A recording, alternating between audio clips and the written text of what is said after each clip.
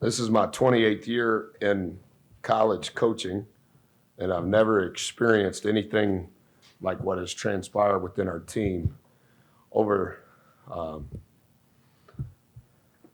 last 6 weeks. The belief, the work, the trust, the love, player to player, coach to coach, player to coach, coach to player, has scarred my heart in a way that I'll never, ever forget. And I'm thankful for over the last 6 weeks, how I believe that it's changed our program forever. In my 28 years as a college coach, every head coach at Xavier has been ultra successful. I worked at camp at Xavier when Pete Gillen was the head coach, and I just finished my freshman year in college. And what has happened in their program over the last 2 weeks is historical. And any AD that has a job opening should hire the undefeated head coach at Xavier, Coach Hayes, because what they've been able to do in a very unique postseason run with an interim coach, I don't think has ever happened in the history of college basketball, except for what happened with Steve Fisher and Coach, I'll think of it in a minute, Coach Frieder. That's the only instance that I know of, so congratulations to them on their win. Questions for the players first, please? Travis Brown with the Eagle. Quenton, how much in that last 12 minutes or so was the game plan? Just get the ball in your hands and see what you can make of it. That was never the game plan. We're a team. It's not just me. We got a bunch of guys, 4 other guys out there, and a bunch of guys on the bench that can make things happen. So the game plan was never get the ball in my hands, but just be smart with the ball, take care of the ball, no turnovers, and then try and get stops on defense and finish with a rebound.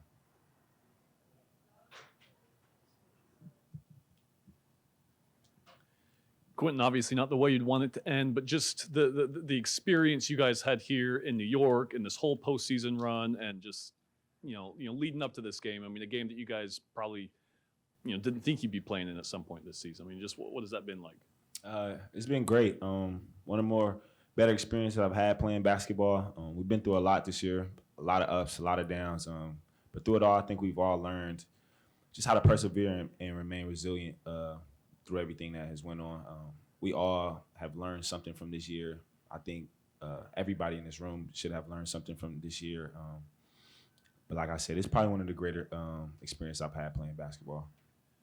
You said everyone learned something. Henry, do you mind sharing just what have you learned about this team and just what have you learned about this year? I learned that this team never gave up. They never gave up on me. They never gave up on Q. They never gave up, on each other. The staff never gave up on, each other within that realm. I just think, we never gave up through the whole process throughout the, the first part of the year, throughout the, the little slump that we had, and then to this unbelievable, stretch that we've had at the end of the year. I think, collectively, we trusted each other. We trusted our habits. We trusted our work that we worked all year for, and we never gave up. Q, what was your vantage point of that Radford game-winning shot there? And it was halfway down, man, it popped back out. Just kind of your emotions when you saw it rim back out. Well, I just ran the play as we drew it up. When I didn't get it, I kind of just ran down the floor. I think I was at the slide on the three-point line when he shot it. Went in and out. And when it didn't go in, I don't know, I just kind of try to stay positive, not let my emotions get the best of me in a time like that. Not hang my head. Just try to be a leader for the guys around me. Stay strong. Of course, I would have wanted it to fall, but it didn't go that way. So that's just where we at right now. Henry, maybe you too, Q. The last play when they scored, were y'all anticipating Nunes, the big guy, were you anticipating them trying to go to him? And was it just one of those things where you did what y'all were supposed to do? He just made a good play? Yeah, credit to him. He has an unbelievable story. He's an unbelievable person. But we were playing our regular defense, and like you said, towards the end, it was an unbelievable play. But credit to Coach Dev on having a great defensive scheme all year. And even in that last possession, that was a very hard shot, very difficult shot that he hit. So credit to him.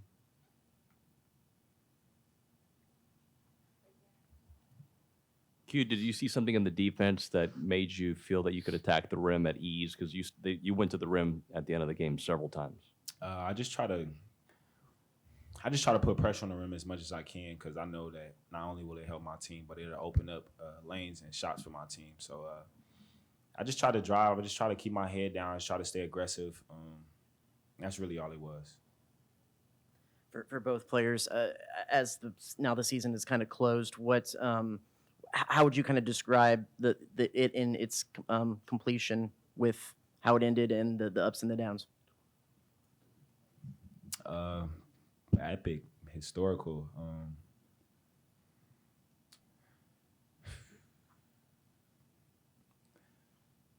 It's something I'll probably remember for a long time. It's probably until I pass away, because I've never been through or seen anything happen like this in my life. I've been through a lot of ups and downs, but none like this with a group of guys who are just completely engulfed in everything that is going on around them, from our coaches to our players. I love everybody, and that's just where I'll leave it. Last question for the players. Yeah, what this team has meant to me, what it's meant to Q, I know it's been unbelievable. The run that we've had has been unbelievable. Just credit to every single one of the players, from the walk-ons to somebody scoring 30. Everybody in between, to the staff. Just credit to them and thank them. All right, last question right back there. Can you just shout it? Henry, just how much does this experience is a springboard for especially the younger guys in this team? Just what's the outlook moving forward?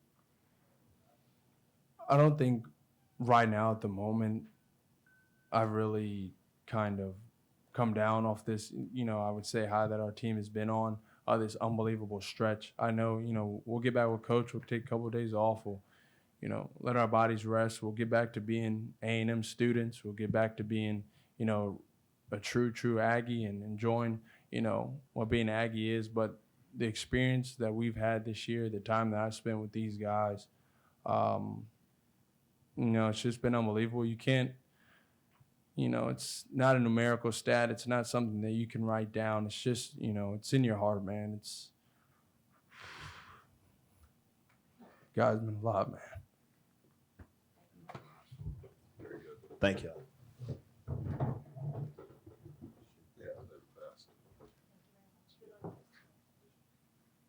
Questions for Coach? Same drill. Raise your hand. We'll get to the mic.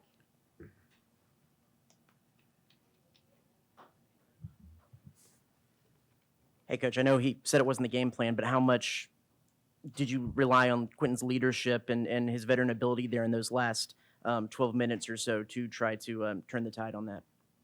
Yeah, I thought he was phenomenal. Not even, and I know you've seen all of them, Travis, but not just the last 12 minutes. He has been the leader in the change in our program. And I don't know that those two guys, you could find two better people to represent what we want our program to be about. And I think the guy's name was, let me think about this, Kent Beck. He was one of the guys that helped develop Facebook. And they were interviewing him like, how did this start and how did it become Facebook? And they were talking about his role in the development of it. And he said, I'm not a great programmer. I'm a good programmer that has great habits. And I think that's what Q has meant to our program. Even, I mean, I don't know that you could find a more raw version of emotion and how he handled that there. But his response to what has went on in our program over the last 3 years, his habits is what everybody follows. And so there is no selfishness. There is no bad attitude. We're all pulling in the same direction, regardless of minutes played. And I think that's because he has great habits. And those habits are why he's been so successful. This was our, no team in the country has played 11 games in the month of March. This was our 11th game. It's only happened one other time in the history of college basketball. And that was when UConn went on their run with Coach Calhoun in 11. Yeah. So I think his habits is what has changed our program.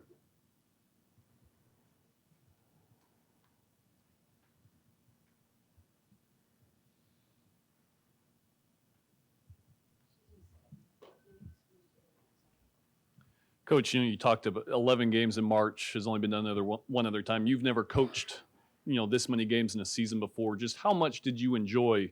I know it's probably exhausting, but just to be with this group of guys this late in March and being on this NIT run. Yeah, I think I've said it a couple of times. Maybe I mentioned it to the radio guys over the last month.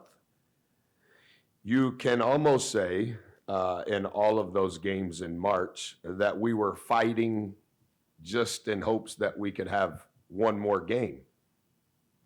Can we get to 9-9 against Mississippi State on senior day, 20th win? Can we beat Florida just so that we can fight to see another day? We did that 10 times prior to tonight. And I've never coached 40 games. And obviously a lot of things have to work out in your favor to even get to 40 games. But I think the fight that our guys demonstrated in those 11 games was a very unselfish fight because they were fighting for one another so that we could practice together the next day, so that we could watch film together the next day. And so to be able to play our 11th game on the last day of March with only 6 teams left playing, yeah, I think it's transformational. But similar to what Henry said, you're so emotionally bankrupt, it's hard to articulate those things right now. Buzz, talking about those 11 games, just how much better is your core group going to be moving forward for going through these battle scars this year? Yeah, I don't know that you can quantify all of the things that have transpired and how it helps you grow. You can only attain wisdom through experience. And the experience that we've had, Henry is a COVID freshman, Q's a COVID senior. It's hard to know the age or how many years are remaining for anybody anymore. But, man, all of the things that we've went through can only help us. And I think that through all of that work, it doesn't necessarily mean that you're going to win more games, but you start at a different level in regards to the experience and their understanding. 290, I think, was our experience, 290th in the country when the year started, and we were even lower than that in minutes played together. So as the 40 games have transpired, obviously there's a lot of minutes that they've worked and played together. So I don't think it can do anything but help us. Sure. Yeah, Olin Buchanan, Tech Sags. Buzz, Our players told me you were a really good football player at A&M, and I mean this sincerely. I didn't know that. Is that true? no. Oh, well, they were joking with me. I Sorry. was pretty good at White Oak High School, but anyway, I thought they were being serious with me. They anyway, got me. Coach, you took Quenton out when he got his third foul. Yeah. Was it? And I know trying to keep him out of foul trouble, but y'all were up, I think, about 9, and they made a move. How hard was it to not be tempted to put him in? And do you think that move, that it wasn't a coincidence, that's when they made that move when he was out? A few things on that. Obviously, it's either or. I wanted to see if we could get to 13 minutes left to go in the game before I put him back. We need him on the floor. And I knew that it was going to be a 1-ish, 2-ish possession game. And I knew we need to try to buy as much time as we could to get him back so that he could finish the game. And do you play a guy with 2 fouls? Well, there's a lot of discussion on that. But his third foul that early, and it had happened, at halftime he only had 1. And that 1 that he got was early in the game. And he knows this because we've had this conversation multiple times this year even. Q, I don't like feeling like you're not going to be able to be on the floor at the end of the game. And he picked up foul 2 and foul 3 within whatever that was, 2.5 minute, 3 minute stretch. And so I wanted to try to see if we could get 4 more minutes before we put him back in, because not saying I have all the answers at all, but I anticipated it was going to be the type of game that it ended up being.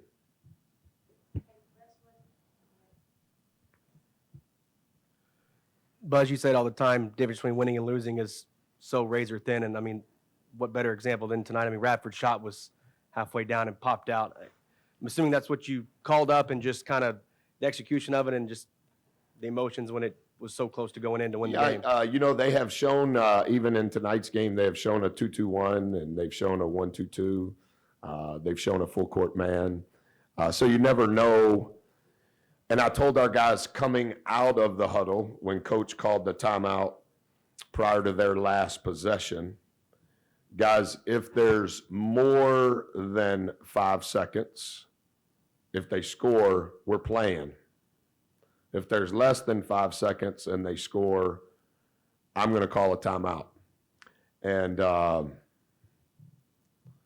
he hit the shot off the glass, hit the rim off the glass, whichever one happened first.